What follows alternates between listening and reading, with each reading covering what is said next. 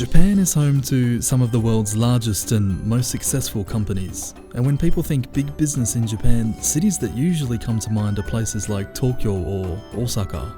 But there's a new contender on the block. Located on Japan's southern island of Kyushu lies the city of Fukuoka. And not only is it the fastest growing city outside of the capital and home to one of the nation's youngest populations, it's been named the country's most innovative city and even called Japan's answer to Silicon Valley. What's even more interesting is it's a place that more foreigners in Japan are choosing to call home and start their own business than ever. Today we're visiting two people that have done just that. Stuart and Ziv were kind enough to invite me into their lives for a day and really get a feel for what it's like to own and operate a business here in Japan.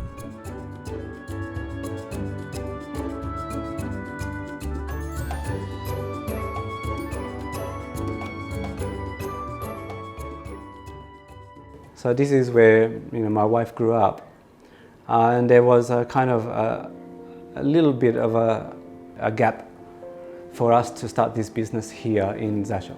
We just had our first son, and Rui was going to go back to the workforce, and I was at the end of my contract with the dispatch company, the ALT, and it was just timing. I think we kind of came up, well, let's try something by ourselves. So it wasn't really like a long-term dream, but it was something I knew that we could do. In Japanese style, when you open a shop, so a lot of the people friends and family and the people who helped build the shop, they give you like lots of flowers and stuff. So we had just like flowers packed up outside, and it was just really exciting. First time for me to experience that. Some things I've tried to price cheaper, but actually Rui said, oh, no, we can sell for this much. And I said, are you sure? And then, yeah, and most of the times it's correct. It was the right decision. So cheapest is not always the best here. And it depends on how people feel and the service. That's kind of more important than in Australia. We tried to make the theme of the cafe a little bit like a British, because I have British blood too. So a little bit British and Aussie style. When you walk through the door in here, we encourage people that want to speak English, making mistakes or not, that they are free to communicate in English. The salon is the Japanese pretty much style. When you go through these doors, it's kind of going back to Japan. Japan is a very localized kind of community. Without the kind of support from our area's customers, we wouldn't be able to have the business either. So you really need to be active in the community as well. If you want to start a business, you have to be in the community to work. You can't just open up a shop and be an individual. No one will come. I like coming here, and I like making coffee, and I like making things for the customers. When I have my students come in, they all have a goal that they want to achieve, and then hopefully I can help them achieve their goals, which is the self-satisfaction is very good. It's excellent.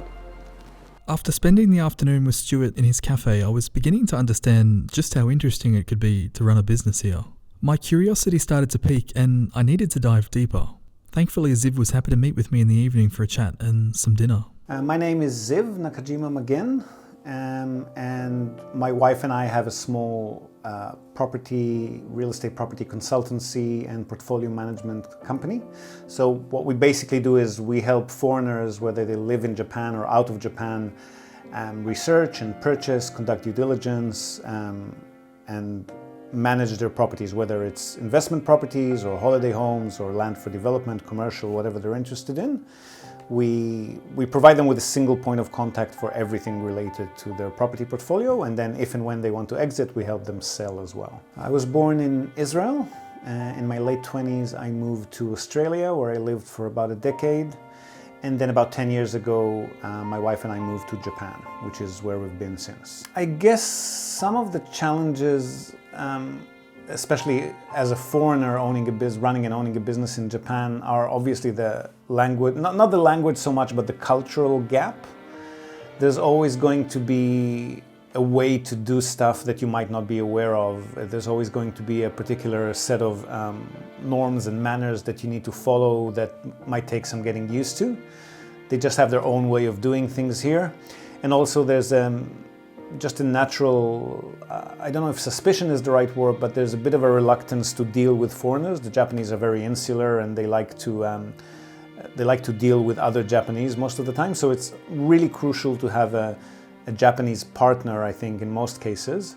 Somebody who can present the Japanese side of the business, let's say the suppliers or the customers, with a Japanese face, and the foreign partner who can represent the foreign interest to foreign clients, for example.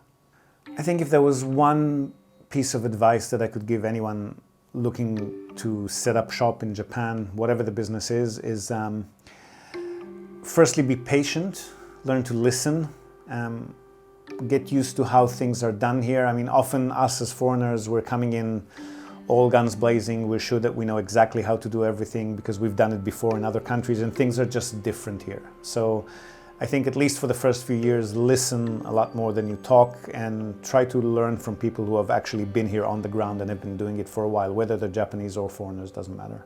Do your customers often come to visit you, and what do they like to do when they come to Fukuoka?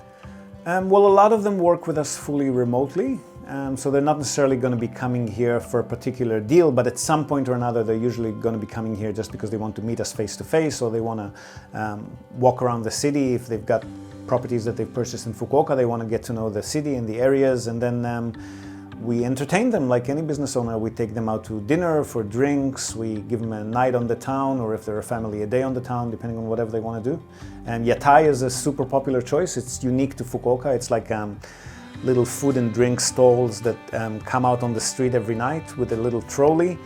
And it's a really good chance to just meet the locals and just get the feeling of the city. Have you tried Yatai? Would you like to go? Oh, I've never been.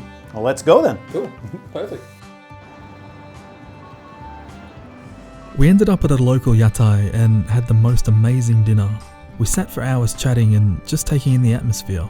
Yatai offers such a feeling of community, and even if you don't know the person next to you, you soon feel like old friends. But more on Yatai in a future video. I'd like to thank Stuart and Ziv for their time, and I really hope their experience can help inspire people in the future to follow their dreams in Japan.